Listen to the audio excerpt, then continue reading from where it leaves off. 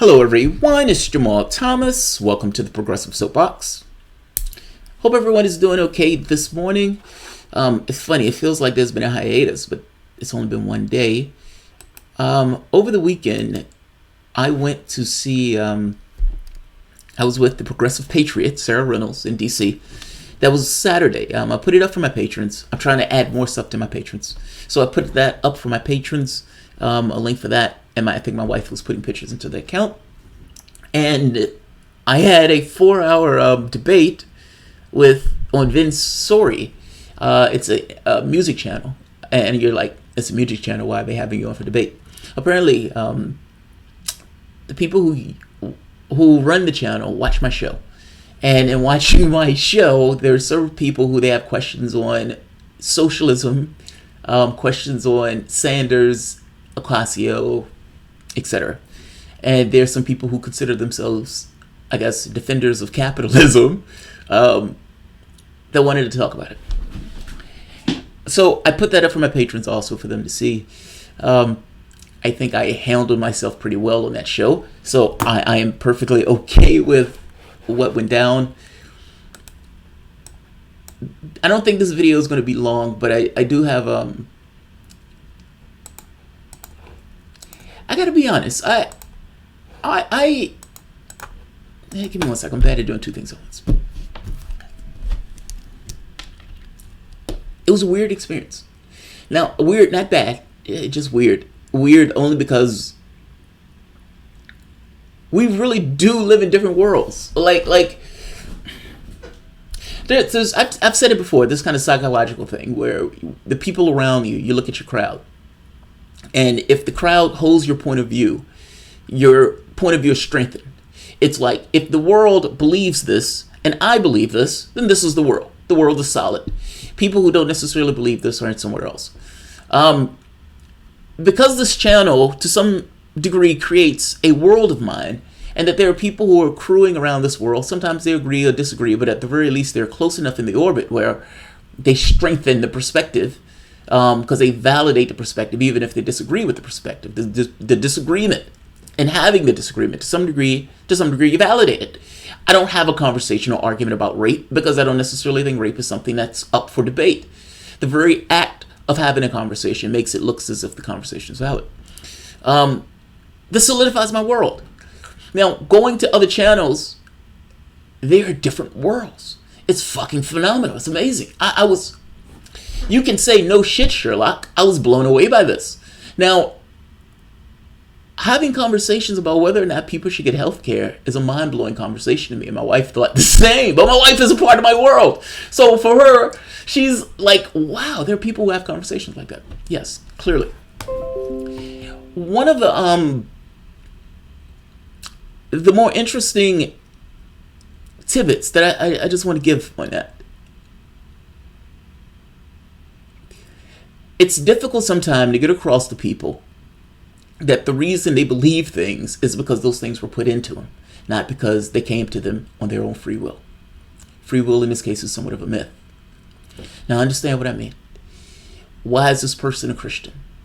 This person was born in a family. That family has a long line of other people who invested things into that family, and that family was a Christian from the time that kid could breathe and walk. That kid was inundated with people who were in that family that were of that particular type of religion, that were in that family that had a cultural and a social base that put pressure on that kid in a particular way to behave a particular way, and invested certain things in that kid for him to believe certain things of the world and of his larger reality. Whether those things were true in the larger context or not were kind of irrelevant to what was put into him. So maybe he went to church every Sunday. Maybe he went to synagogue every whatever.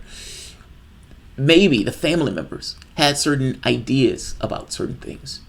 I guarantee you, even things that you know are necessarily wrong, if they were putting it to you, those fears or pangs are there. They were beaten to you. That's kind of what I'm getting across. Oh, that's what I'm trying to get across. Maybe not necessarily in a great articulate way. You are for the most part a robot. There is an aspect of you that is you, but for the most part, those things, the belief system that you have from the time you were a child and the time you were a baby to the time you grew up, were invested into you by your family, your culture, and the wider society.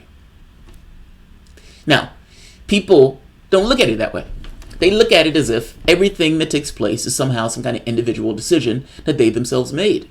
How are you having an individual decision when the pretext, the supposition of everything that you believe is coming from something else? You're never a man on the moon making a determination, because ultimately everything that you've come up with, even getting to the point of saying I'm a man on the moon, came from somewhere else. It's never just you. There's an aspect of you, but that's you as always pushing up against your culture, your society, the things that you believe, and all that other stuff. So for me, I look at this and say, this is the stuff that I am based on where I came from, based on, and enough of that was there to kind of get me to where I am. Now, I don't go to this full hog and saying that people are robots in the absolute. I don't think that. I think there is an aspect of them. But it's hard to make a determination on what's them as a distinctiveness and what's them that's, kind of pushed up against society, where society intruded upon. I say that for a reason. Because people don't look at it that way, they look at it as if the decisions and the determinations and the belief systems that they're coming up with are purely from rational and reasonable thought, missing the point that the rational, reasonable thought that they think is rational in the first place is coming from somewhere else. That's my point. Having arguments with people who argue about capitalism being the greatest thing on the planet, missing the point that the reason they think capitalism is the greatest thing on the planet is because they've been propagandized to from the time that they were infants to the time that they became adults. Everything that they engage in is a capitalist process, from the time that they gave their first dollar for their first Big Mac, to the time they opened their first Coke, to the time they looked at the first commercial where there was a bear who was riding a sled. All of those things are part of the process to which you've been propagandized to into believing that this is the greatest thing on the planet. This is all you believe because this is all that you know. I hope that's clear, and I know I'm belaboring this point because I'm trying to nail this down, that who you are to some degree is more of a determination of where you are, not because you've come to some kind of rational conclusion about it. If you were born on a Cleon planet, I will guarantee you that your rationale of the world and the universe would be distinctly Cleon, or distinctly Japanese, or distinctly wherever. It's not just a factor of you. It's not just a factor of you. So when I come to a conversation like that, and I realize that the person I'm talking to doesn't know that, it's some degree of frustrating conversation. Because at some degree it's an argument of propaganda.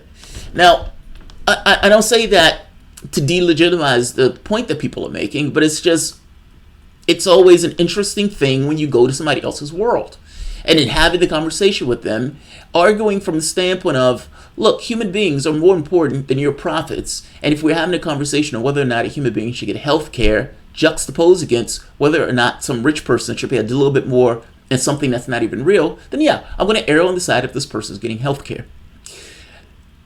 That said, what hit me and what dawned on me was, you're stuck with a dilemma, and I understood the dilemma beforehand, but it became more distinct and more clear after talking to the various people in the various things, in the chats and all, and having the debates. We're stuck with somewhat of a philosophical problem, and not philosophical, but a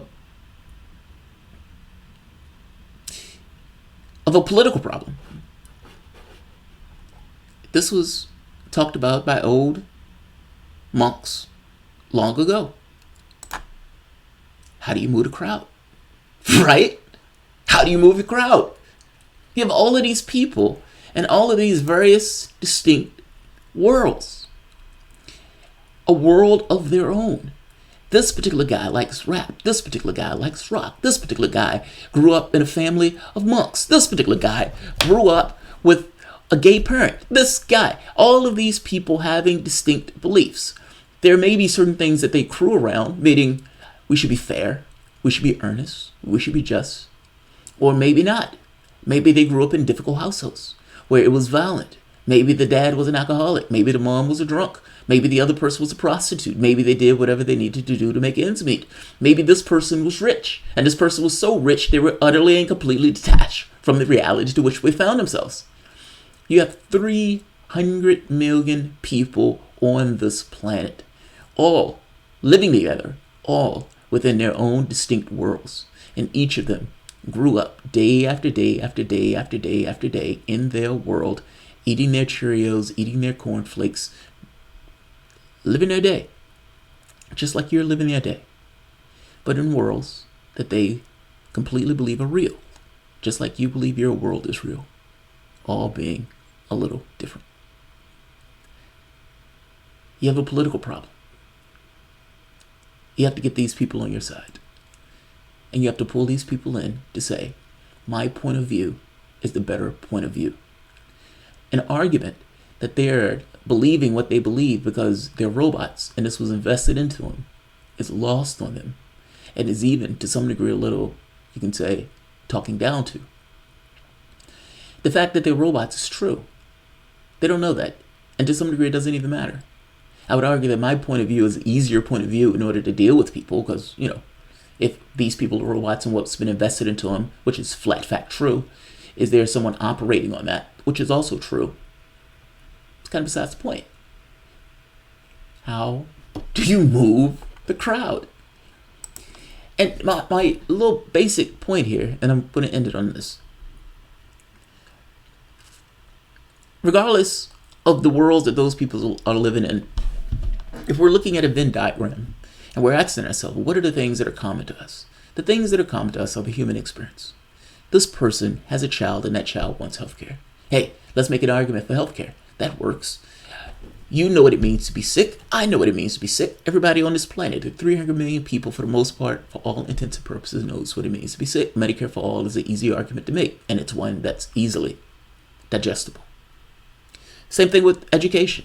This person has a kid. That person wants the best for their kid. And for all intents and purposes, we believe that education is the pathway out of excellence, you could say. I think it needs to go beyond education. I don't think merit should be the only determining factor on whether a person should eat. But either way, from their standpoint, a Venn diagram of things of what you care about. I care about my kid getting an education. I want my kid to be able to go and excel to the degree that my kid wants to go and excel. Where's the argument against that? Now, the argument may say, how are you going to pay for it? You're going to put cash up against on whether or not my kid can excel? You're going to put cash on whether or not my grandmother, whether my dad can get health care when they're sick? We're not having a conversation on whether or not we can do it. We're having a conversation on whether or not it would be paid for. Let's make it clear. We can pay for weapons. We can pay for bombs. We can pay for things that kill. Do we have the ability to do it? The answer is yes. Then the question becomes, why not? And who's standing in the way of that? Now, the other conversation to this is corruption. Like, I gave the example of the Hawaii politicians that told lobbyists one thing, but told their representatives something else, or the people who they were trying to get to vote for them something else. I will point to you that that is not just in Hawaii, that is the political class as is. The only difference between now versus then is that you have various networks that display that and say, hey, this looks like corruption. This looks like they're taking money in order to gum up the works of getting things done that people want. If it's a situation that people want Medicare for all, and you have politicians who are willing to take money and do something that's not Medicare for all, that needs to be called out. And that's somewhat of a problem that gums up the works in the political process. I would argue to you that your political system runs on bribery. Those are three areas that is easily understood and condensed from the standpoint of the political class. If you're talking about lefties who are trying to run and trying to get elected, that conversation among those things, whether you're on the right or the left, works because it's true. It's fundamentally true. We live in different worlds. I got to be honest, I don't care about the other worlds. Now, and what I mean by that is, let people do their thing. As long as it's not impinging on my own, I don't particularly care. Among the things, however, that I do care about, that I think all of us care about, there are 300 million of us. I understand there's a 1% of us that believe they want to keep all the resources to themselves. Fair enough, I think this is an issue of class. But among the majority of us, the 90%, hell, the 95% of us, we can make collective decisions to work in our best interests. And I suggest we do that. I absolutely appreciate Vince Sorry, and Cyril Reynolds, the Progressive Patriot, for having me on their channels. Thank you guys very much. I was blown away by the world thing. And even though I am absolutely aware of it, it is a different thing of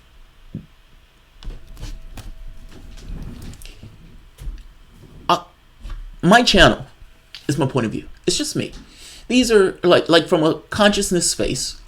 This is a digitized version of who I am. My wife will tell you, yes, this is my house. This is my husband. This is how he acts. I don't know how other channels are, but when you deal with other channels that are similar, where this is just who they are, they have a solid personality base. If you're dealing with somebody where you're at work, for the most part, you don't give a shit what's going on in that person's head at work. They're robots. They're just doing a job. You know, it's a totalitarian system. You're there, you're, cog, here's your wage, and go about your way. It's different when you're interacting with somebody that is purely a political space.